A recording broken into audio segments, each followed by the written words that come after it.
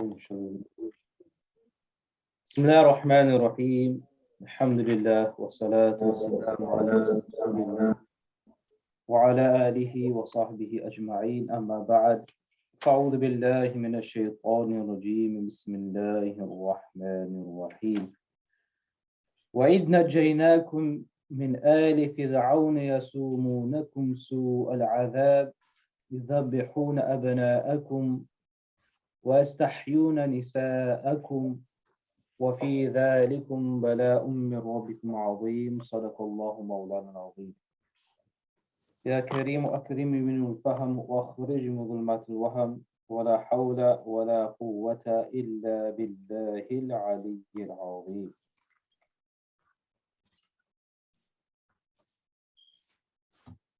So last week or week before we mentioned about Shafa'ah, the intercession of Rasulullah sallallahu ta'ala alayhi wasallam, and how the kuffar will be deprived from the intercession of the Prophet sallallahu alayhi wasallam, and how if others, the beloved ones, were to intercede on their behalf, the intercession will not be accepted. وَاتَّقُوا يَوْمًا لَا تَجْزِي نَفْسٌ عن نفس شيئا ولا يقبل منها شفاعة ولا يؤخذ منها عدل ولا هم ينصرون. Now, Allah subhanahu wa ta'ala, this is verse number 49 of Surah Al-Baqarah. And in the previous verses, Allah subhanahu wa ta'ala generally mentioned the favors of Allah upon Bani Israel, upon Israelites, upon Jews. Now in this verse, Allah subhanahu wa ta'ala mentions in detail some of those blessings. And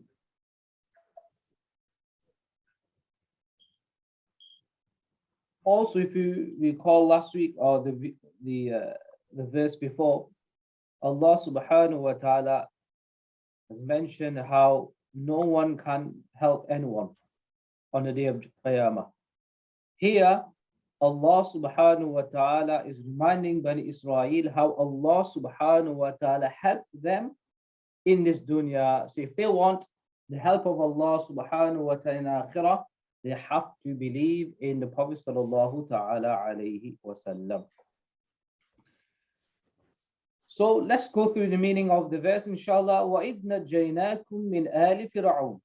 And remember how we delivered you, najayna, or saved you, min ali Fir'aun, from the al of Fir'aun. We're going to talk about al in a second. Okay, and the general translated to us, the people of Pharaoh, Fir'aun. Why? يَسُومُونَكُمْ سُوءَ الْعَذَابِ. Because he would afflict you with painful punishment. يُذَبِّحُونَ أَبْنَاءَكُمْ. He would kill your sons. وَيَسْتَحْيُونَ نِسَاءَكُمْ. And would keep your women alive.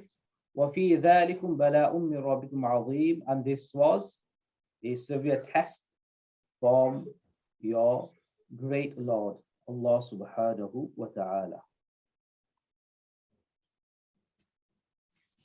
And here Allah subhanahu wa ta'ala begins with the word وَإِذْ, and remember when. This verse, as we know, is addressed to the Jews of Madinah Munawwara. And the Jews of Madinah Munawwara, they were aware of the history of the persecutions they faced, their forefathers faced, the hands of Fir'aun, and how they were driven away from one land to another until Musa alayhi salam came and rescued them by the command of Allah subhanahu wa ta'ala.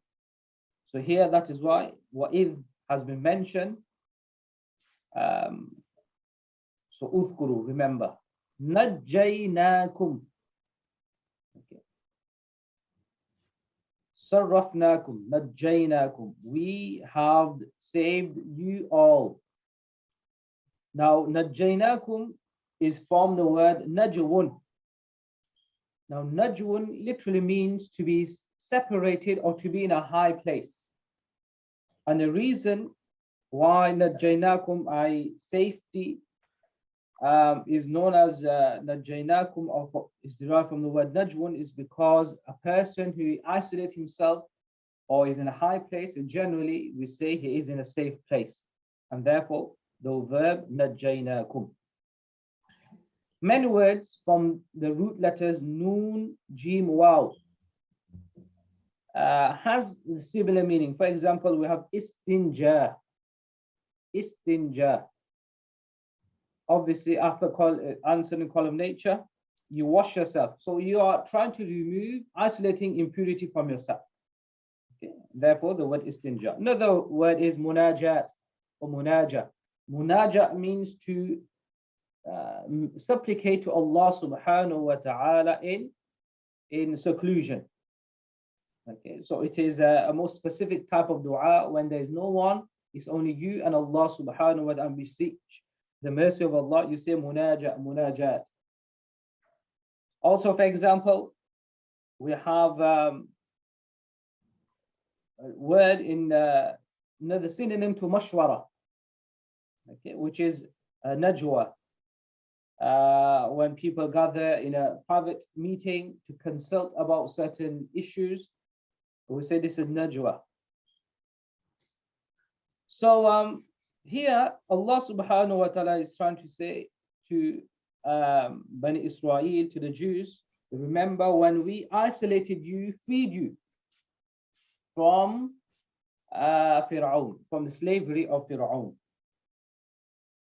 And even though the verse is for, the Jews of Medina, but Allah subhanahu wa ta'ala, as we mentioned before, that the favors were upon the forefathers, and because of their safety, because they were saved by Allah subhanahu wa ta'ala, therefore the Jews are still alive. The generations after, they came only because Allah saved their forefathers. So the blessing is for them as well, because of the forefathers, that they were rescued, they were saved from the torments of Fir'aun. Allah subhanahu wa ta'ala now is recalling the same favor upon the Jews of Madinah Munawwara. Min ali Fir'aun. Now, alun, ulama they mention it is from the word ahlun. Okay, and ahlun means a group of people. It can also mean ahlul bayt, a people of the household, ahlul shahr or ahlul ilm. So those people who share something very similar. So if someone shares same house, we say ahlul bayt. Yeah, if people are in a gathering, they all are knowledgeable, so ahlul ilm. Okay. When rich people come together, we say ahlul mal, the people of wealth. Okay. So here, also in the Quran, for example, we have Al Imran, Al Fir'aun, Al Nabi. Okay. So generally here means the people who served Fir'aun, those who followed the commands of Fir'aun, because they all shared the same command and authority of Fir'aun, and therefore they were known as Al Fir'aun, the people of Fir'aun. So his servants, his army, etc., etc.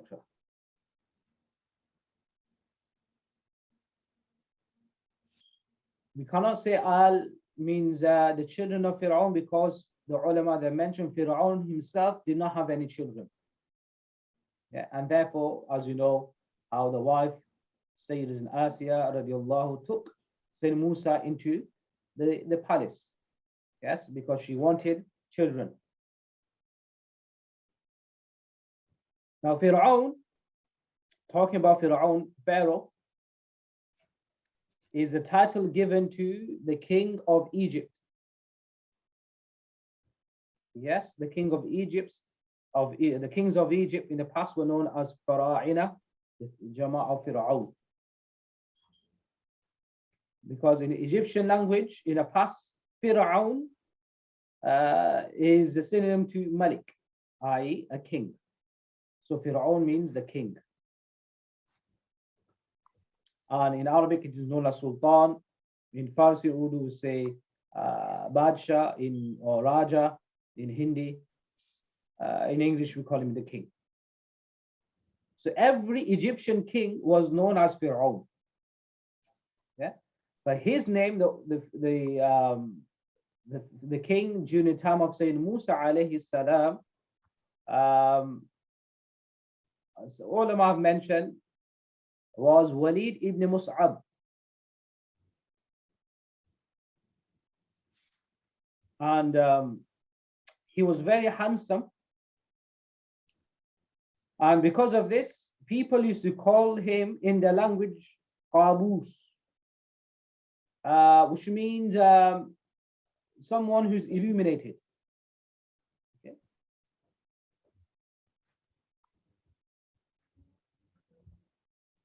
In terms of his nature, he was very, very short-tempered. His character was very rough, and he used to oppress people around him a lot.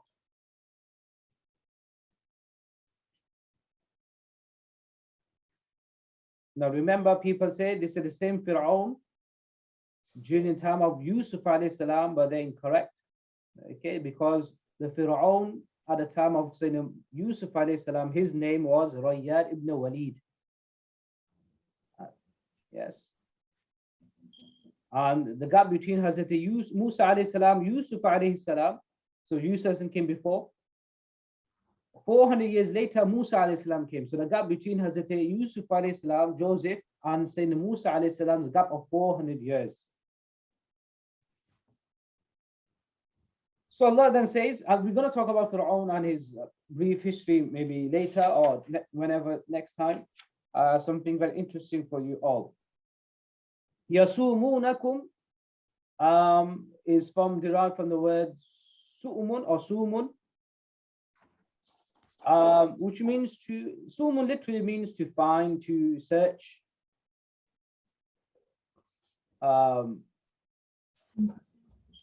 And also it means to taste, make someone taste something.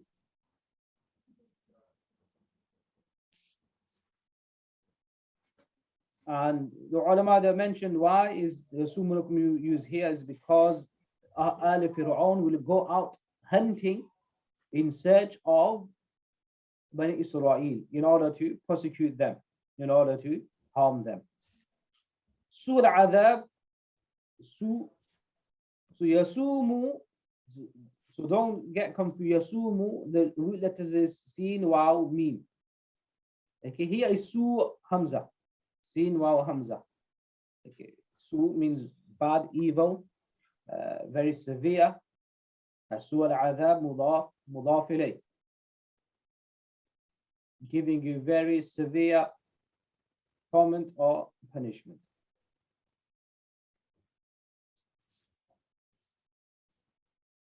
So how would he, just talking about briefly how he would punish Bani Israel.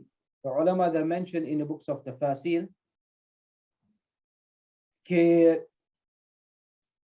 the lads, the children, initially the boys, would become servants of his people. They were taken away and they grew up to serve Al Fir'aun. And the women were used as slaves by the Fara'ina. And the youth, they were,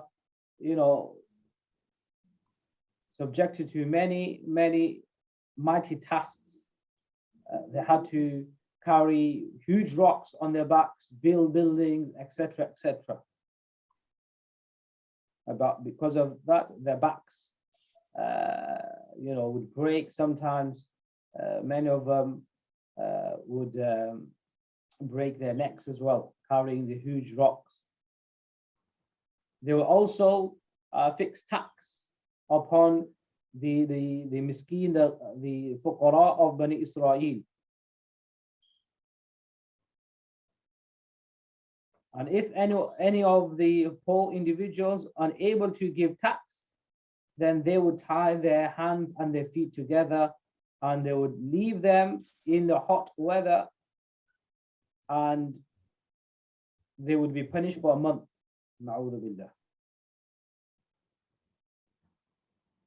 Even the elderly, those who are very old from Israel, they were also utilized to fulfill the services of Al Fir'aun.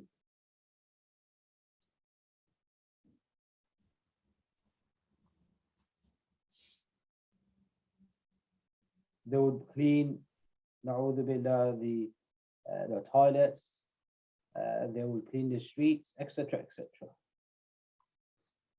And the women, the old women, they would make clothes, make from cotton wool, they will turn it into cotton, etc., etc. This was the task, as mentioned, Tafsir Kabir and other like Khazain al-Fan. And then, not only this, يُذَبِّحُونَ أَبْنَاءَكُمْ. Again, the tafsil of this, inshallah, we're going to talk about the reason behind why he would kill. Obviously, most of you know the reason behind, but inshallah, we're going to talk about it in the light of tafsir in the next session, inshallah. So he would, the Al Fir'aun would go specifically to each household to check if any newborns were boys, and if they were, na'udhu billah, then in front of the family, okay, they would literally kill the young newborn baby boys. So you can imagine the trauma when Israel faced, the women, the mothers, after 9 months of pain, and then immediately after a couple of days, the very child taken away from them and killed in front of them. So this. So it was physical, emotional, spiritual punishment upon Bani Israel from Fir'aun.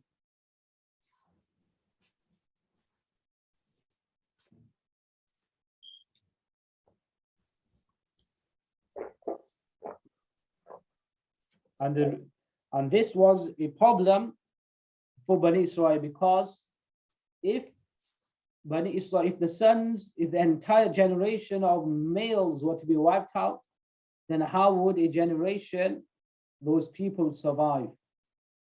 Yeah. So this was a calamity upon calamity.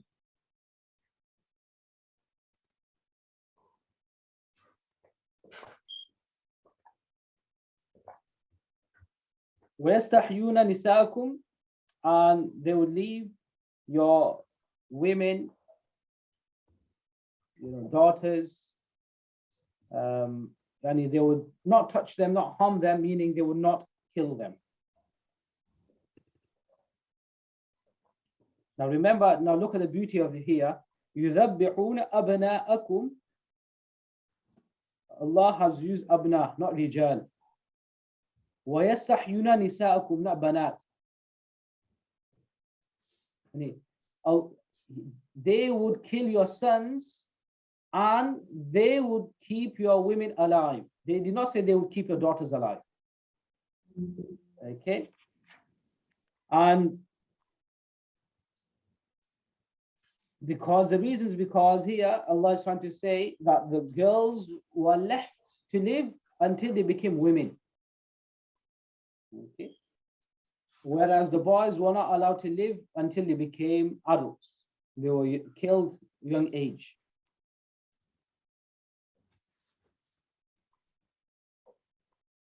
وَفِي ذَلِكُمْ بَلَاءٌ مِّنْ رَبِّكُمْ عَظِيمٌ. Allahu Akbar. So this was a bala. Bala'un azimun. A severe test. Min Rabbikum, from your Lord.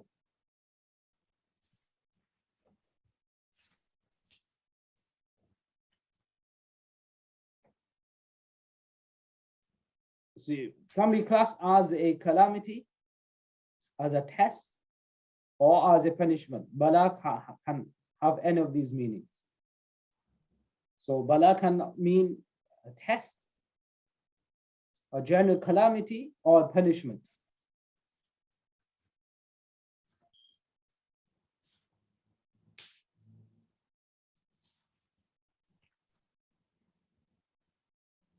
So it was a test, and Allah saved you from all this. Now all Jews of Medina appreciate and thank Allah subhanahu wa ta'ala for these specific blessings of Allah. How?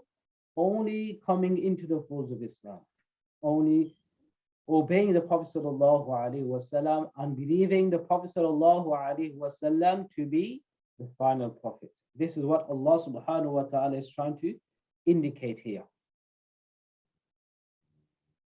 Now, after Sayyidina Ibrahim alayhi salam,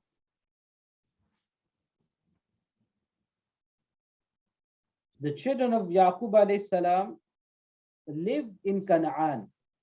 Where did they live? In Canaan. In Canaan. And you know the story of Yusuf alayhi salam begins in Canaan, where he saw the dream in the house of Yaqub alayhi salam. And as you know that due to jealousy, okay, the brothers sold him as a slave, and eventually Yusuf alayhi salam ended up going to Egypt.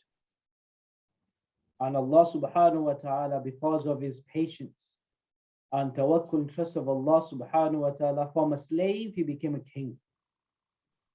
From a slave to a king. This is called full trust in Allah subhanahu wa ta'ala. And when there was a drought in Canaan, so Yaqub alayhi salam and the entire family, eventually they settled in Egypt. And this is the beginning of Jews, Bani Israel. You know, Israel, as mentioned before, the title of Yaqub alayhi salam. So this is when the Jews now started living and settling in Egypt during time of Yusuf alayhi salam, and then generations later, Allah subhanahu wa ta'ala gave them barakah in their children, progeny, and they scattered in other parts of Egypt.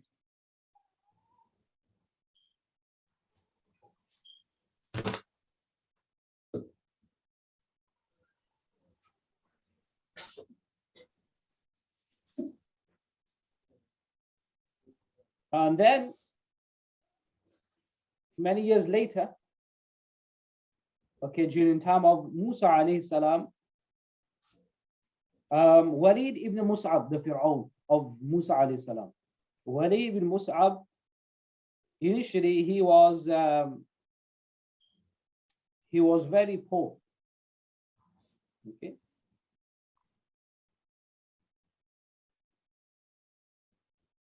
And to a certain extent, he had a lot of debt to pay. And to run away from his debts, he ran from there to Syria in order to find a living, but he did not find a living there. Sorry, Fir'aun, Walid ibn Mus'ab initially lived in Isfahan, in Iran. And then from there, he went to Syria, and then why? To find another job. And then he did not find any, and then he ended up going to Egypt. So he wandered in the villages, in the cities. So he saw that, you know, watermelons, the watermelons or melons were sold very cheap in the village. However, they're very expensive in the city. So he said to himself, you know, this is a very, profitable business. So he bought many melons or watermelons from the village. And then he went to the city to sell them.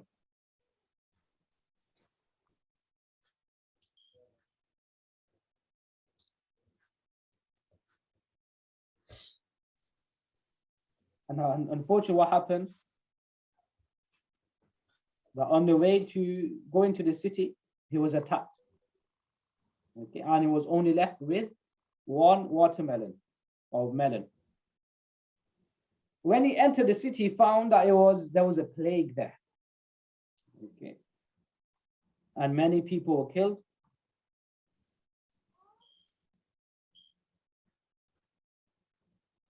And he went and sat near the grave.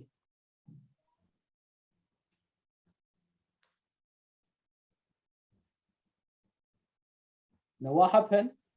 He was very clever. Now because people are coming into the grave to bury deceased, he lied to the people and said, I am an officer from the government and you have to pay me to help you bury the deceased. Yeah. So because there was a plague, hundreds of bodies used to come daily or in a week. So he became very, very rich. And what happened one day, a governmental person who works for the government, his family passed away. So when they came to bury, so Walid, the Fir'aun, said to them, I am working for the government. Yeah. So, you have to pay tax, or you have to pay me. So the guy that understood he's lying, so he took him to the king and mentioned everything what he did.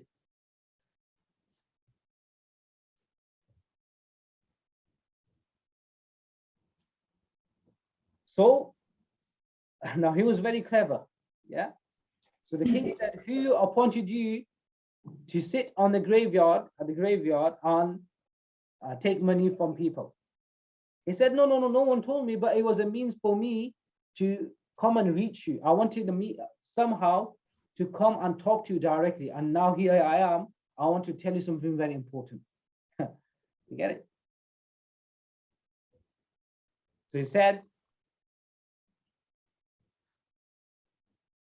look, I was trying to show you something very important. What is that? Okay, your people cannot govern this country. Look, I am no one. I'm not from Egypt. I'm not from this place, and yet I was able to take money from people. So imagine how many people there must be out there who must be doing worse than me. In 3 months, I've gathered so much money. So imagine how many people, under your rule, they must have done the same thing. So, and then he said, he gave all the wealth to the king. Here, I don't want any of it. It was just for you I wanted to show you very important. I don't need your money. Here, take the money. Now he's playing very mind games here. So what happened? The king listened to him attentively.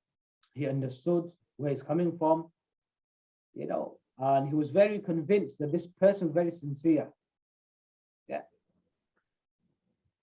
And he was delighted that there is such an individual who has come and told me this is happening. So now what happened? He made him from his close ministers. Yeah. So Walid, where he was, because of his cleverness, yes, his tactics, his deceit, and his lying, betrayal, he ended up becoming very close to the king of that time.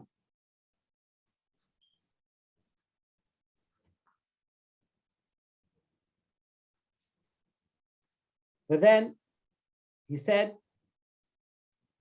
you give me the full authority and I will rectify the entire country, the whole system. Yeah.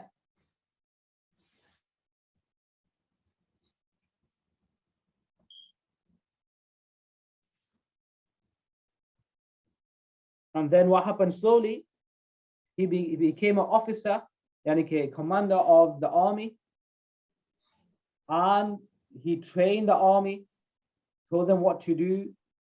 He tried to introduce law and order, and this now became he became great in the eyes of the king. So you know how great this person is. Yeah.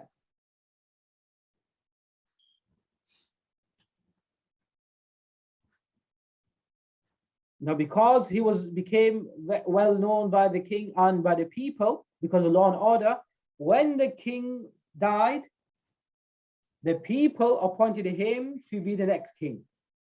You get it? Yeah. And then as soon as he sat on the throne, he announced to all the people of Egypt that they should come to me and prostrate to me out of respect. So first and foremost, the first minister, his name was Haman. Haman is in the Quran as well. Okay. So he was the next minister, very close man to Fir'aun now. Okay. Walid, who now is now Fir'aun, the king. So he was the first one, Haman, first minister to prostrate to Fir'aun.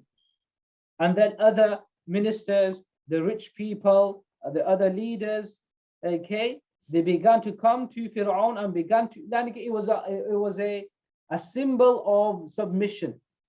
Okay, to we submit to you, you are our king.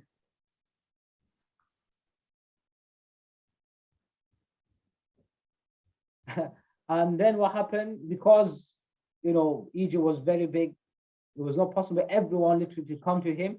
So he got his people to carve and to make statues, okay, and send these statues, calling these statues Fir'aun or his name, whatever, and told people in the outskirts of Egypt and other parts of Egypt to prostrate to this idol, to indicate it symbolizes submission to the king. So this is how, yes, the people of Egypt began to worship Fir'aun. From prostration, they began to deem him to be their God. Yeah, the Almighty. However, Bani Israel, the children of Yaqub alayhi salam, Yusuf alayhi salam, they had their own history, even though it's been 400 years since Yusuf alayhi salam, but they knew this is wrong, this is shirk. Okay, so they did not bow, prostrate, acknowledge what was happening, and because of this, okay, that conflict began between Fir'aun, Ali Fir'aun, and Bani Israel. You get it now? Yeah. So we will stop here, inshallah. What happens next is interesting, inshallah. And then we'll talk about Hazrat Musa alayhi salam, his brief life, his birth, and how obviously we do this in the books of Qisas, the stories of the prophets. But inshallah, we'll briefly go over some important elements, inshallah.